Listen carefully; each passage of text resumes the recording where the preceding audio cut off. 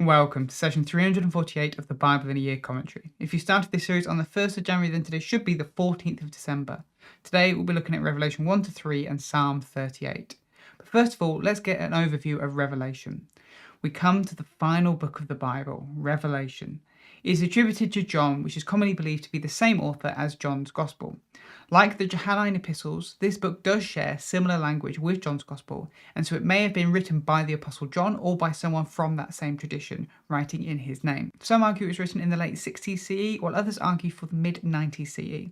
Here is a summary of the structure, but I would recommend checking out the written version of this commentary in the description to see the structure properly for yourself, particularly as today there are two. We start with Revelation 1 to 3, the message to the seven churches.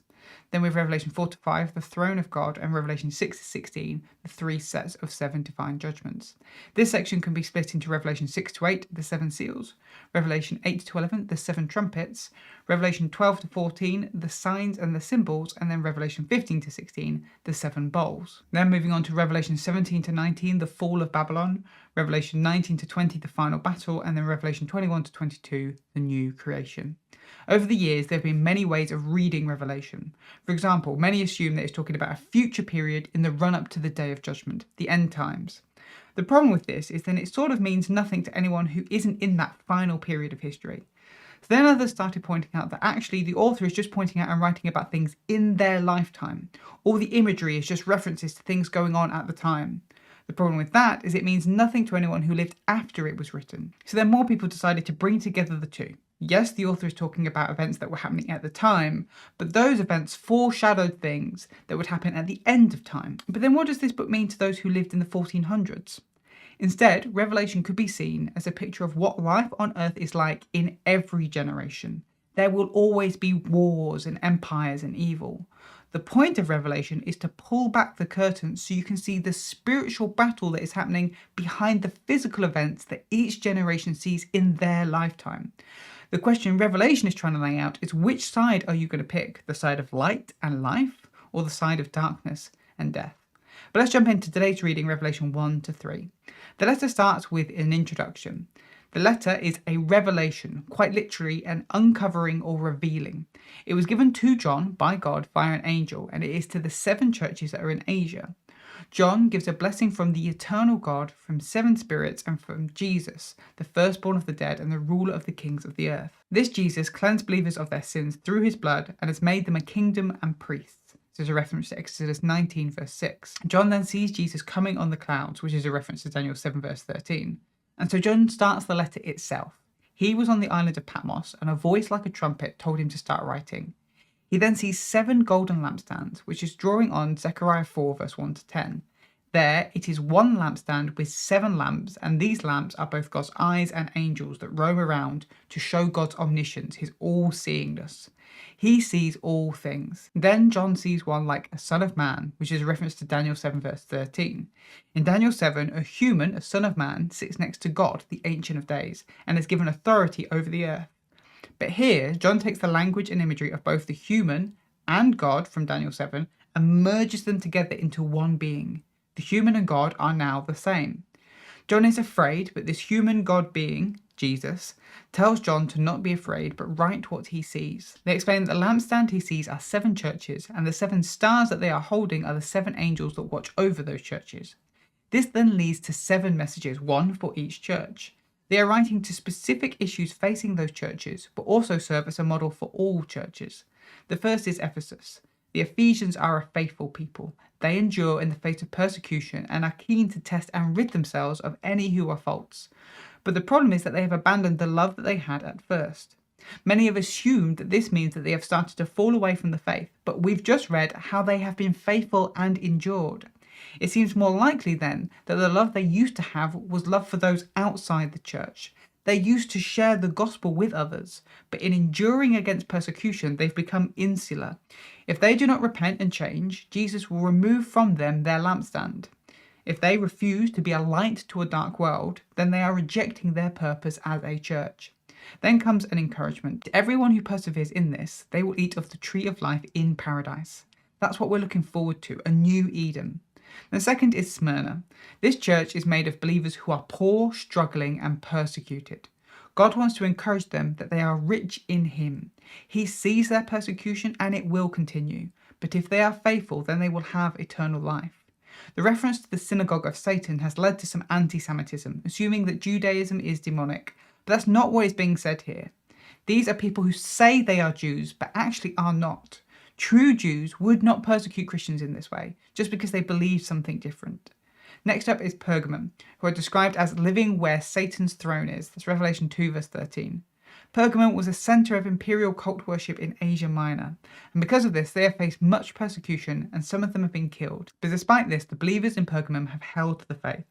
The problem with some of these believers is they've allowed themselves to be corrupted by wrong living, just like Balaam corrupted the Israelites.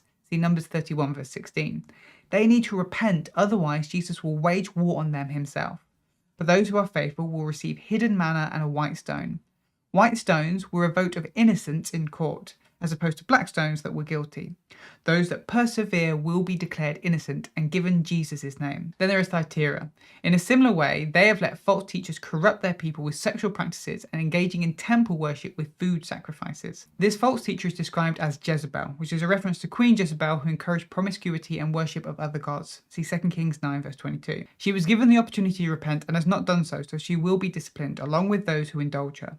Those who have been faithful are to keep on with what they are doing. They are doing well. Those who persevere will rule with Jesus. Fifth is Sardis. They claim to follow Jesus, but they are dead in their faith. Their words declare them, but their actions are worthless. They need to wake up and be active again in the things that they have been called to. Those who persevere will be purified and given eternal life. Sixth is Philadelphia. Here, Jesus is described as the one who has the key of David. That's Revelation 3 verse 7. This is a reference to Isaiah 22 verse 22, where Eliakim is given authority over the throne. Now, Jesus is the one with the authority, and drawing back on Revelation 1 verse 18, we see that this authority is over death itself. Jesus has given the church in Philadelphia unfiltered access to himself. He will cause their enemies to bow before them. He will protect them from persecution, all because of their faithfulness. For those who persevere, they will receive the name of God. To carry the name of God was to carry his authority. Have a look at Exodus 23 verse 20 to 21 and Numbers 6 verse 27. Finally, we have Laodicea. They have become lukewarm, content and confident in their own wealth. They do not realize their desperate need for Jesus, though they've not rejected him either. Jesus warns them that they are spiritually poor, blind and naked. All they need to do is come to him and he will give them spiritual wealth, sight and clothing. They don't need to do anything other than accept what he's there to offer. He's standing at the door. All they need to do is open it. Those who persevere will sit in authority with Jesus on his throne. Each of these churches is facing something different. Some are being persecuted, some have become sluggish or reserved, and others are actively engaging in immoral behaviour. The point of these messages is to draw back the curtain and see the spiritual reality behind these. Those that are being persecuted by a spiritual enemy, but Jesus will sustain them. Those that have become sluggish or stepped back need to step up. This battle needs them and can't afford to have them not at their best. And then there are those who are engaging in immoral behaviour and flirting with the enemy. If they are not careful, they will be swept up with that enemy when it is defeated. The message to Christians today is that spiritual reality. Their actions matter.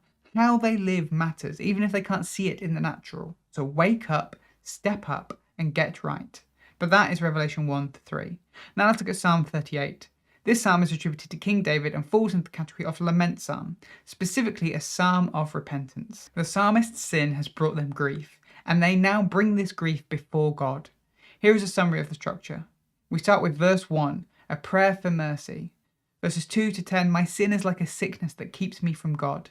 Verse 11 to 14, my relationship with those around me is broken. Verses 15 to 20, now I wait for God and repent of my sin. And then verses 21 to 22, a prayer for mercy. The psalm opens with a request for mercy from God. For the psalmist, it feels like God is punishing them. The weight of their sin has become too much to bear. The psalmist describes their sin like a sickness. This could easily be interpreted that God sends sickness to those who sin, but that would be a dangerous way to view God. Instead, this psalmist is merely using sickness as a metaphor for their sin. It has spread through their body, corrupting everything and making them feel awful. And the psalmist shares how their sin brings them to grief each day. Their desire is for God, and yet he seems so far away right now. In a similar way, the sin has caused brokenness in the psalmist's relationships. Those who were once close to them, their friends and family, now avoid them. There are also unsavoury characters that seek them harm and maybe resent the psalmist's attempt to get right with God. The psalmist describes themselves as like a deaf and mute man. In response to the abuse they get, all they can do is try to ignore them. They can't defend themselves. But through all this, the psalmist now waits upon God. They are willing to repent of their sin and give themselves over to God's hand. They would much rather fall into God's hand than into the hands of their enemies who seek evil even though the psalmist is seeking good. And so the psalm ends how it began, with a request for mercy. In this psalm, we see how devastating sin can be to our lives and the need to confess it before God. Thanks for joining us today. Take a moment to reflect on what you've read and share your thoughts or questions below. If you're watching in the future, then you can click here for the next session, or you can find the full playlist just down here. To receive these daily commentaries in your email inbox, subscribe via the link in the description below. Have a great day, and I'll see you tomorrow.